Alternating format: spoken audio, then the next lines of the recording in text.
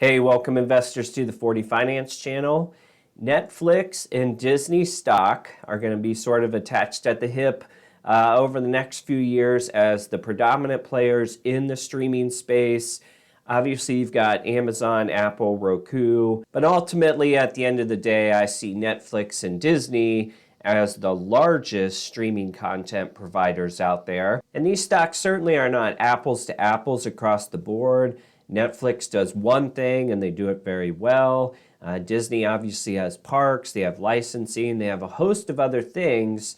Most of those other things have been trampled on a little bit here during COVID. But of course, during the bad time, some good came out of it for Disney as Disney Plus, ESPN Plus, Hulu, all their streaming plays contributed a much higher percentage to their overall revenue and profit. So we have two different stocks, two companies that have some crossover, maybe more in the future if Netflix gets big enough that they want to open theme parks and have a greater share of licensing rights.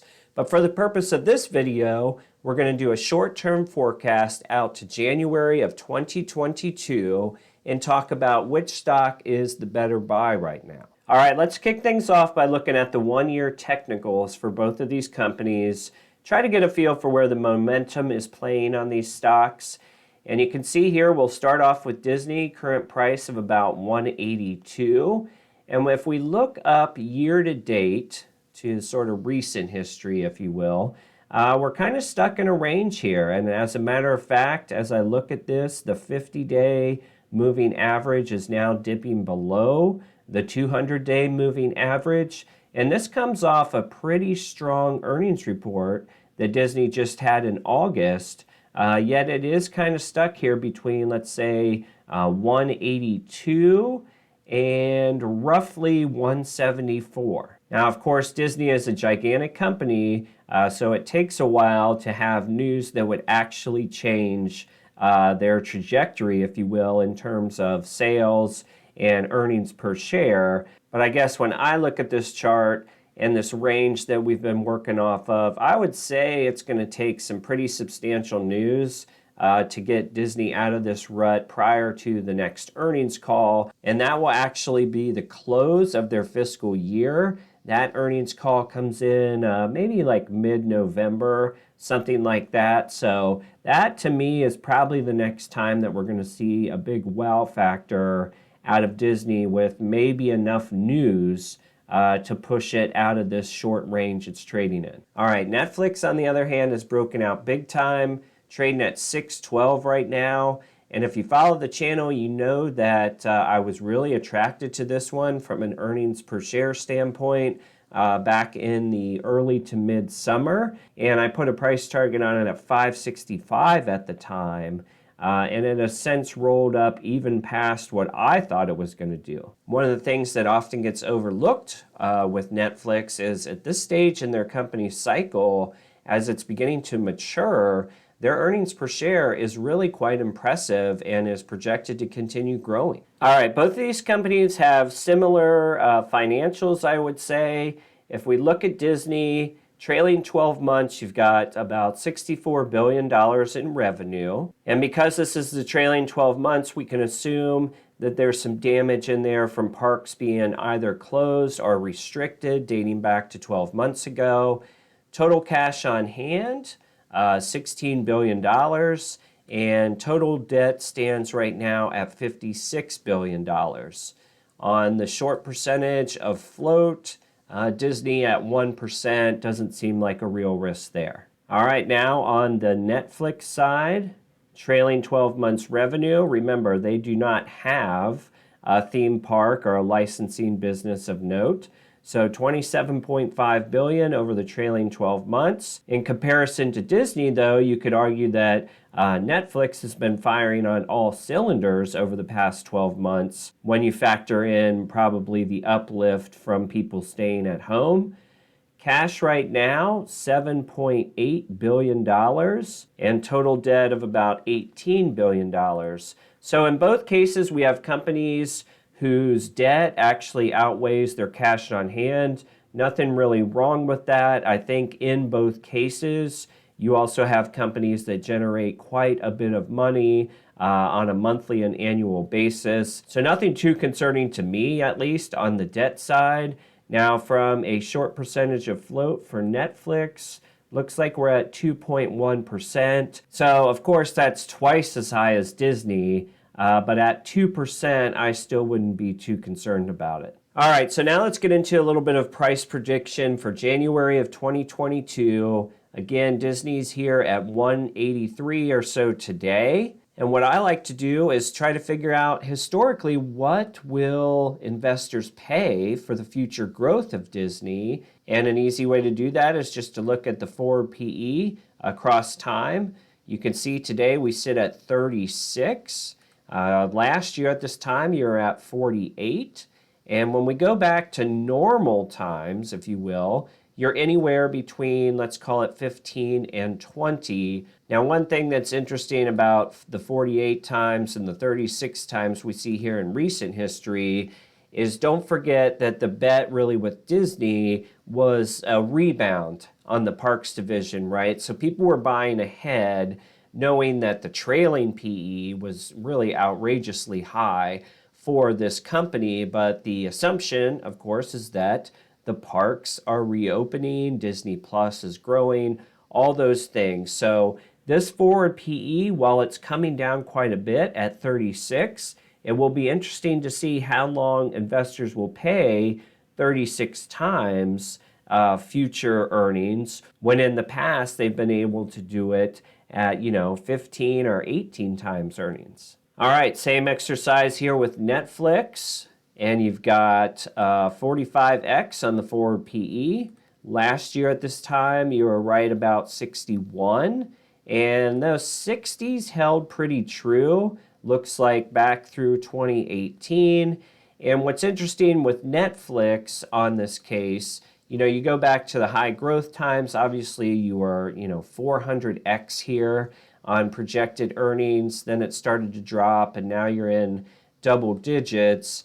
This 45x that we're at today, I personally have a feeling that this is about where Netflix is going to settle into. They might get a couple bumps higher here in the short term, but ultimately they're turning into a profitable company, very profitable company. So you're not going to see as much sales growth. So investors are going to be turning their eyes to profitability and how much earnings per share will each share of Netflix stock get you. All right, now let's try to estimate earnings per share coming into 2022.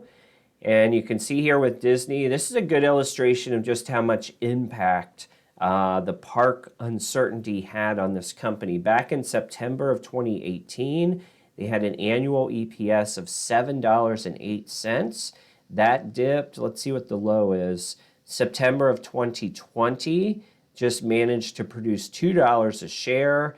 Now we're starting to look ahead to 2022, and you're still behind the pace, at least on a consensus earning. You're still behind the pace of 2019.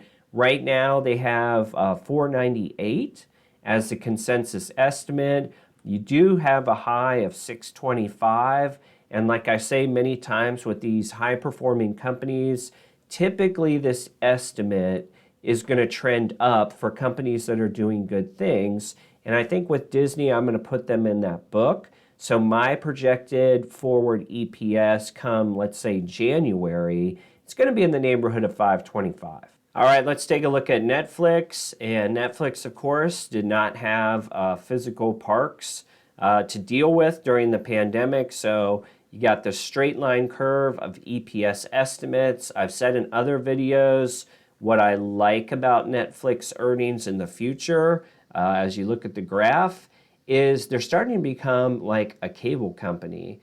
And cable companies were very, very profitable in the 80s into the 90s. Obviously, things have changed, but there could be a great opportunity in here if you're a value investor who enjoys growing EPS.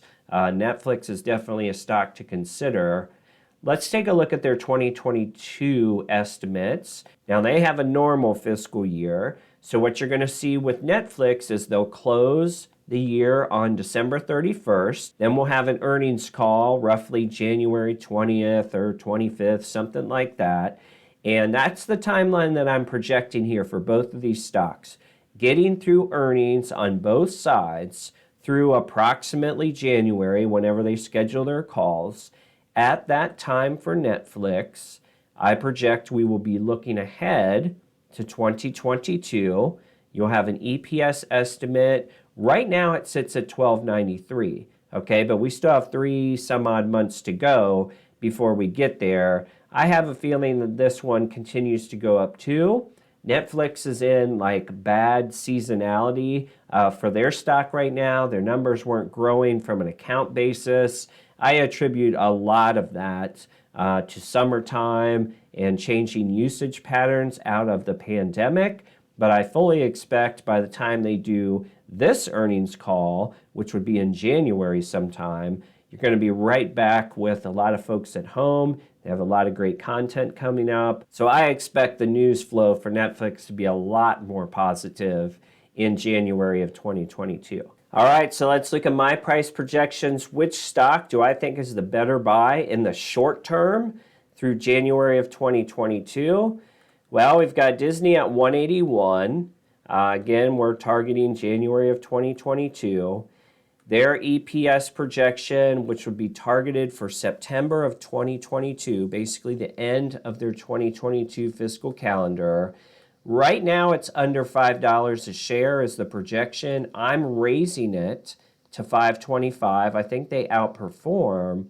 The kicker, though, with Disney is I don't think that forward price to earnings really changes a ton heading into next year. Remember, they were trading as high as about 50 throughout different periods this year. But I think the future, as far as the bounce back story, I think there's going to be more pressure on Disney to produce earnings. Remember, we went back to 2019 and the 525 is still short of 2019.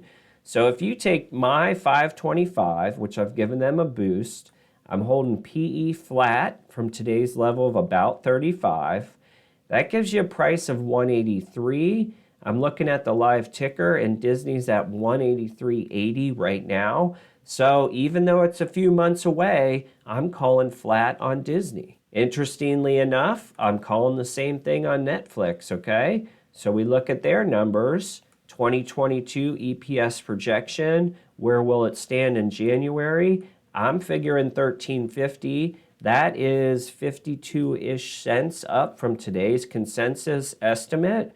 But I also think that the forward price to earnings stays at about 45. Netflix would have to launch some sort of new feature or bring a whole bunch of movie stars over, some huge news item that would get their PE ratio to trade above where it is today, in my opinion, not because it hasn't been higher historically, but the company is maturing, and just like Disney, some of these multiples that we're trading at today for both of these companies, I think I'm being pretty gracious to keep them where they are at 35 and 45 respectively. Now, perhaps we see a market change and they go up from here. It's hard to tell, but in both of these cases, and we'll see here with Netflix, price of 607, flat from 610. I'm looking at the live ticker.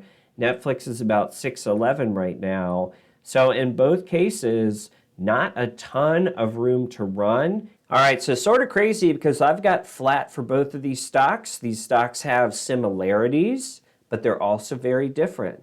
And I think at the end of the day, if I were going to choose a long-term pick out of these two, I see some benefits for both, especially if Netflix does develop a video game platform, which they're talking about. I also think Netflix, at the end of the day, has more room to run on the movie production side because they're just really getting a handle in that space.